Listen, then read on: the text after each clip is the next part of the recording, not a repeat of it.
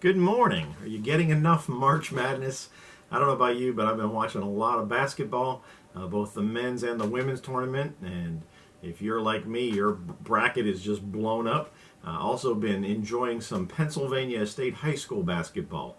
So congratulations to my friends in Central Pennsylvania, Northumberland Christian School winning its first ever girls state championship in Class A yesterday. And today, Southern Columbia goes for its first ever girls basketball championship in Class 2A. So go Tigers. I hope you're enjoying that. Also, congratulations to the Tocoi Creek boys volleyball team.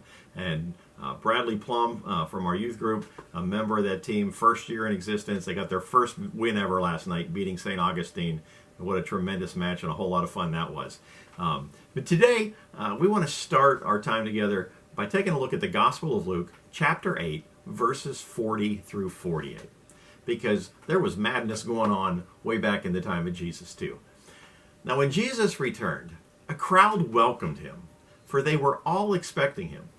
Then a man named Jairus, a synagogue leader, came and fell at Jesus' feet, pleading with him to come to his house, because his only daughter, a girl of about 12, was dying. As Jesus was on his way, the crowds almost crushed him, and a woman was there who had been subject to bleeding for 12 years, but no one could heal her. She came up behind him and touched the edge of his cloak, and immediately her bleeding stopped. "Who touched me?" Jesus asked. When they all denied it, Peter said, "Master, the people are crowding and pressing against you." But Jesus said, "Someone touched me. I know that power has gone out from me." Then the woman, seeing that she could not go unnoticed, came trembling and fell at his feet. In the presence of all the people, she told why she had touched him and how she had been instantly healed. Then he said to her, "Daughter, your faith has healed you. Go in peace." Welcome to the Friday edition of The Word for You today for the Village Church at World Golf Village. If you want to find out what happened to Jairus' daughter, you can pick up the story at verse 49. But for today, we're looking at the faith of the woman who interrupts his journey to the home of Jairus. And from her story, we learn three important lessons. Number one, recognize and seize your moment of opportunity. This woman understood that Jesus was visiting her town and that he might not be back. You know, there are God moments in our lives when we must rearrange our priorities, overcome our fears, and exercise our faith. If we don't, there's a good chance that we might miss God's best for us.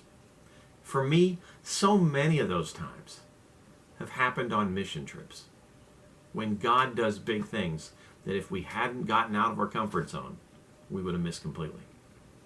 The second thing, be willing to try a different approach.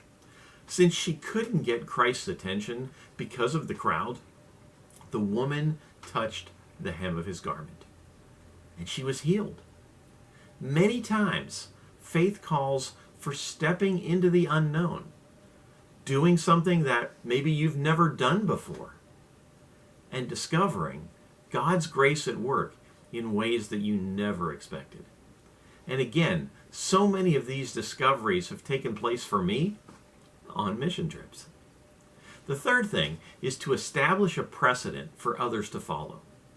Until this time, no one in Scripture had ever been healed by touching Jesus' garment.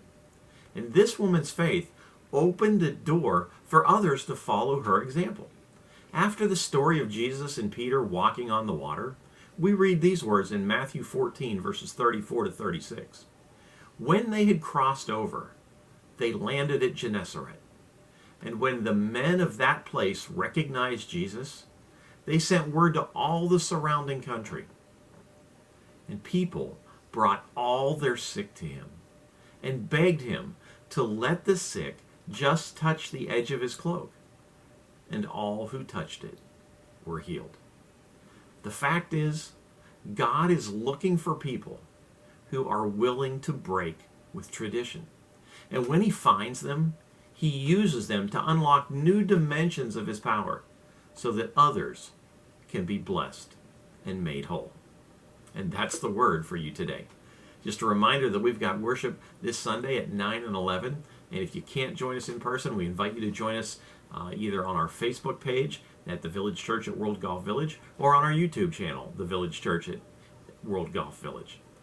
I also want to remind you to save the date next Wednesday, March the 30th, for dinner and a movie at the Village Church.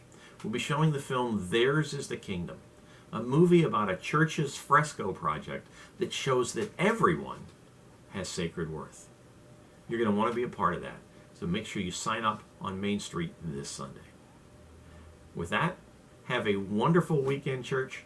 Continue to enjoy March Madness, and know that we love you. Have a great day.